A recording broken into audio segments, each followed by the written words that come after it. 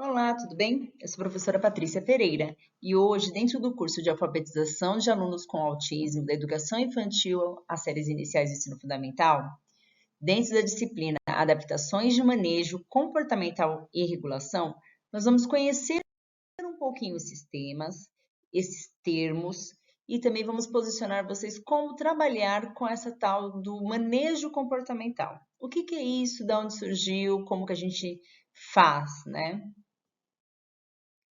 Eu vou me apresentar um pouquinho. Sou a professora Patrícia, sou mestre interdisciplinar em Ciências Humanas, especialista em Educação Especial.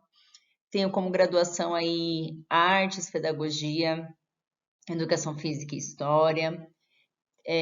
Tenho algumas pós-graduações que vão auxiliando aí nessa questão dos manejos comportamentais e trabalho há mais de 18 anos aí na área da educação. Então, a gente já inicia com essa frase aqui, né? A mente de uma criança com um autismo pode ser associada a um quebra-cabeças. Tanto que a gente conhece que o símbolo, né, um dos símbolos do autismo é o quebra-cabeça. Parece difícil de entendê-lo no primeiro momento. Porém, quando utilizamos a metodologia certa, as tornamos fácil e percebemos que as dificuldades podem ser superadas. Então, o manejo comportamental ele vai nos auxiliar, ele vai nos ajudar na superação dessas dificuldades, ok? Então, se a gente vai pensar iniciando aí, quais as intervenções comportamentais e educacionais que podem existir? Então, essas intervenções, elas são parte do tratamento, né, de quem tem o diagnóstico aí dentro do transtorno do espectro do autismo. Há muitas abordagens diferentes que tem, né, para lidar com essa questão do problema comportamental. Elas são baseadas muito dentro da análise comportamental aplicada, que é o ABA, que é um dos modelos de terapia mais utilizados aí dentro do autismo. Esse modelo, ele preconiza que as crianças aprendem pela experiência, ou seja, pelo método de ir fazendo. Sendo assim, esse professor, né, no caso você, ele deve buscar compreender qual é o método de comportamento que é afetado pelo ambiente, ou seja, como que essa criança faz uma ação dentro do ambiente e o que desorganiza ele ali. Então, esses erros são comuns ao lidar com alguns problemas comportamentais, tanto de humor como da condição dentro do espectro. E o que é exatamente um comportamento, né? O comportamento é simples, é o que uma pessoa faz e diz. Então, como que a gente maneja ou como que a gente alterna, né, essa questão do comportamento?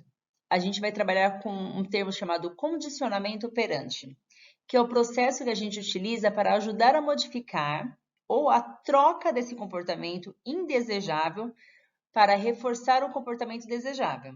Ou seja, a gente tem um comportamento, a gente faz algo ali que reforça isso para que ele saia daquela situação e passe a algo que seja desejável. As consequências negativas ou positivas do seu comportamento vai determinar de acordo com repeti-lo aquilo ou não. Por exemplo, a questão do almoço, que a gente vai ver daqui a pouco com alguns exemplos. Então, o comportamento, a gente tem o antecedente, ou seja, acontece logo após o comportamento. A gente tem o comportamento naquele momento que tem a resposta ao antecedente. A gente tem a consequência que a gente vai chamar de reforçador, que ocorre logo após esse comportamento, que pode ser tanto positivo, um reforçador positivo, né? Ou um reforçador negativo. E é importante que a gente consiga efetuar uma mudança de comportamento, ou seja, trocar essa condição pelo qual a pessoa com autismo está fazendo aquele comportamento para um outro comportamento desejável. Então, esses comportamentos que são indesejáveis, eles podem começar a surgir ali quando uma criança, por exemplo, ela está cansada, quando ela está com fome, frustrada, aborrecida, desocupada, não tem nenhuma função, excitada ou em uma situação nova que exige um desafio, por exemplo. Por causa de alguma limitação, que pode ser por causa da linguagem, essa criança pode ser incapaz de identificar os seus sentimentos ou as suas intenções, e para lidar adequadamente com esse comportamento, a gente vai ter que observar e entender algumas das funções, né? O porquê que será que está acontecendo aquilo. Modificar, então, esse comportamento significa mudar os eventos ambientais, os antecedentes e as consequências sobre o que está acontecendo. Então, para fazer isso, é preciso a gente entender a relação entre as condições e o comportamento. A avaliação funcional. Então, onde e quando ocorre este comportamento? né? O que a criança está fazendo um determinado comportamento, onde que ele ocorre, como que ele ocorre, com quem ele ocorre, existe uma pessoa específica? Com que frequência? Todos os dias na hora do almoço, por exemplo. O que que acontece antes e o que que acontece depois desse comportamento? E isso é interessante que a gente faça, né, uma entrevista com outros professores, com as famílias, com as terapias, para que a gente entenda aí essa avaliação desse funcionamento. Problemas comportamentais de humor, né, são muito comuns dentro da condição do espectro do autismo. Então, reduzir esses comportamentos inadequados e aumentar esses comportamentos desejados é fundamental na educação desse indivíduo que tem o autismo. É interessante que essa modificação desse comportamento seja desafiadora e seja feita de forma gradativa, sendo aí a redução desses sintomas como a ansiedade, do sofrimento, para situações mais maleáveis aí do dia a dia. Os comportamentos estereotipados.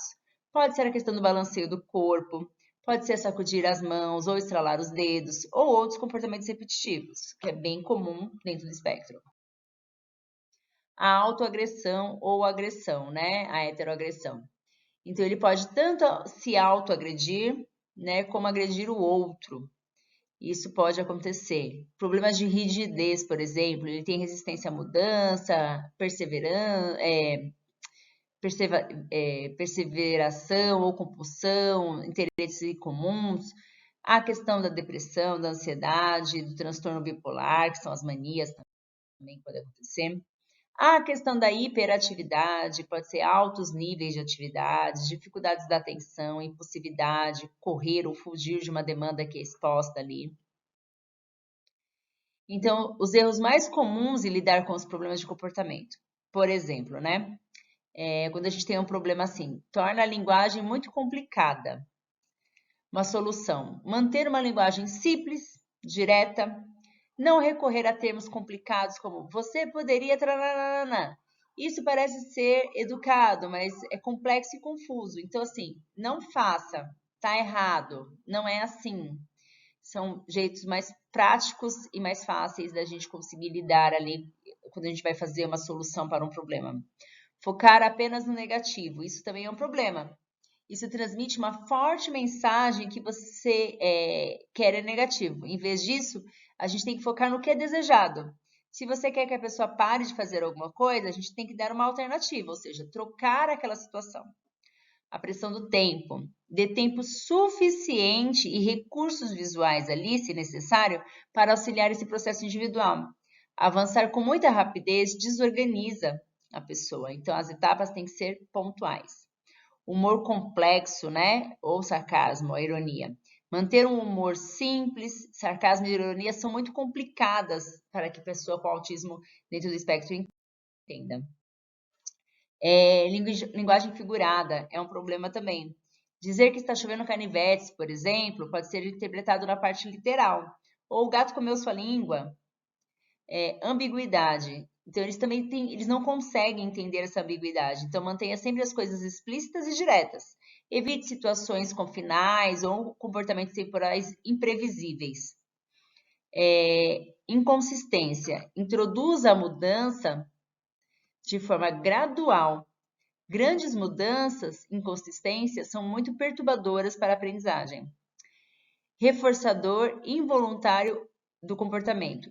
Cuide para não estar na realidade reforçando um comportamento problemático. Por exemplo, a sua atenção aos gritos está aumentando o comportamento porque ele consegue mais atenção. Então, se a criança está gritando, ele já descobriu que você tem a atenção dele a partir daquele momento, é complicado porque ele entende que isso é um reforçador, né? Um reforçador negativo, na verdade. Então, além desses diferentes tipos de graus de TEA ao longo da vida, também vai se apresentar de diversas formas.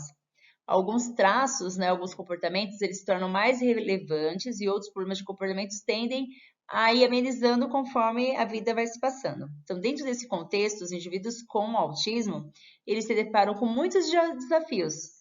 Eles têm que compreender, eles têm que superar em cada fase da sua vida.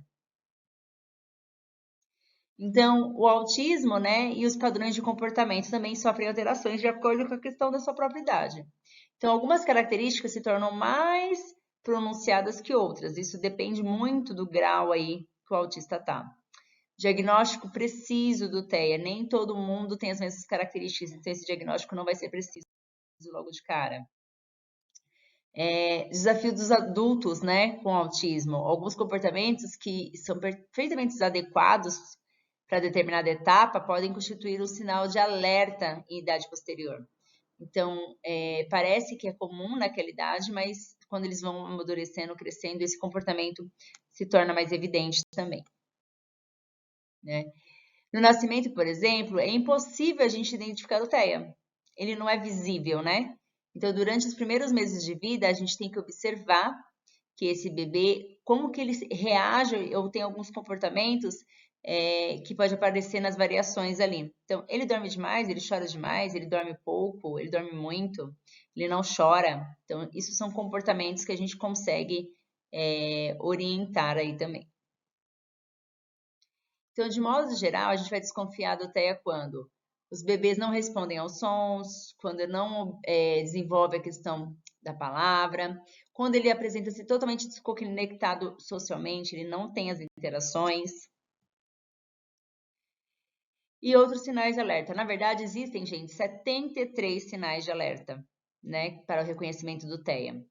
Então, parece que a criança inicialmente é surda, ele resiste ao aprendizado, ele não demonstra sentir dor ou medo, ele resiste a mudanças de rotina, ele não aponta o dedo para o objeto que ele quer alcançar, ele ri e se movimenta de maneira inapropriada, ele foge do contato físico, ele é muito hiperativo, ele evita o contato visual, ele se apega, se apega com um objeto muito específico, gira os objetos, às vezes é hostil, é arredio. Então, esses modos de comportamentos diferentes são os que vão dando características para essas crianças aí com TEA. E por isso que precisa-se de um diagnóstico para fazer a intervenção adequada. Lá na adolescência, este adolescente com TEA, ele também apresenta os mesmos sintomas e desafios daquelas crianças que não têm TEA. E aí o aumento da estatura dessa criança, a questão do manejo comportamental fica cada vez mais desafiador. Pode ser mais difícil, né, de conter fisicamente um comportamento de autoagressão ou de heteroagressão, no caso.